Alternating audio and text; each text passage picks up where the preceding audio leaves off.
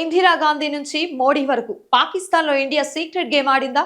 ఇటీవల రిలీజ్ అయిన దురంధర్ స్టోరీ వెనుక దాగిన షాకింగ్ యాంగిల్ ఇదే. యుద్ధం ఎప్పుడు బాంబులతోనే జరగదు. కొన్ని యుద్ధాలు సైలెంట్ గా దేశాల మధ్య ఏజెంట్లతో కూడా జరుగుతుంది. ఇది ఒక సినిమా డైలాగ్ కాదు, ఇప్పుడు రిలీజ్ అయిన దురంధర్ సినిమాలో కనిపించే ఒక కాన్సెప్ట్. కానీ ఈ స్టోరీని రాజకీయ కోణంలో చూస్తే దేశాన్ని మొత్తం షాక్ కి గురి చేస్తుంది. పాకిస్తాన్ లో ఇండియా నిజంగానే అంత పెద్ద సైలెంట్ గేమ్ ఆడిందా? 1970s లో ఇందిరాగాంధీ పీరియడ్ లో ఇండియా పాకిస్తాన్ మధ్య టెన్షన్ పీక్ లో ఉంది. యుద్ధాలు జరిగాయి, బార్డర్ ఫైట్స్ జరిగాయి. కానీ ఇంటి దొంగని ఈశ్వరుడైనా పట్టలేడు అనే కాన్సెప్ట్ ఇండియా ఇంప్లిమెంట్ చేసింది. అదే సమయంలో ఒక సీక్రెట్ ఆపరేషన్ స్టార్ట్ చేసింది.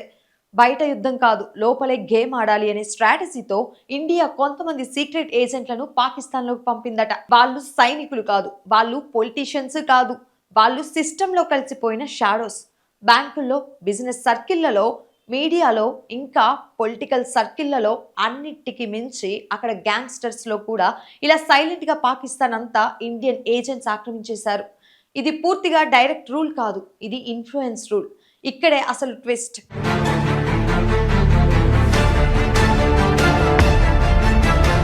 ఈ ఆపరేషన్ ఒక్క రోజే కాదు, దశాబ్దాల పాటు సాగిందట.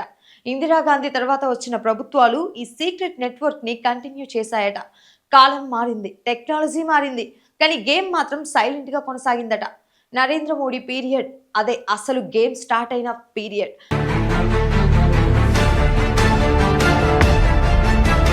మునుపటి కాలంలో ఏజెంట్లు నెట్వర్క్ ఉంటే, ఇప్పుడు digital strategies, economy, intelligence systems ఇవన్నీ కలిసి ఒక కొత్త రకమైన ఇన్ఫ్లుయెన్స్ క్రియేట్ చేశాయట.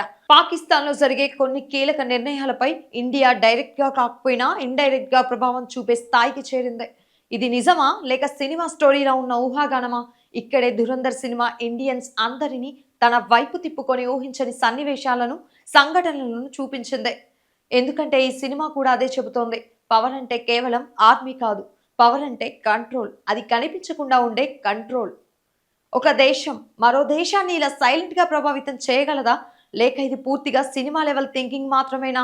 ఇది హిస్టరీలో ఎక్కడా ప్రూవ్ కాలేదు, కానీ పొలిటికల్ థ్రిల్లర్ గా చూస్తే ఇది ఒక మైండ్ బ్లోయింగ్ ఐడియా.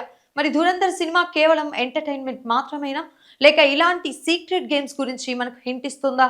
ఇందిరాగాంధీ కాలంలో మొదలైన ఈ గేమ్ మోడీ కాలంలో కూడా కొనసాగుతుందా, లేక ఇది కేవలం ఊహాగానం మాత్రమేనా? ఎవరు కన్ఫర్మ్ చేయలేదు, కానీ ఒక విషయం మాత్రం నిజం, కనిపించని యుద్ధాలు ఎప్పుడూ ప్రమాదకరమైనవే.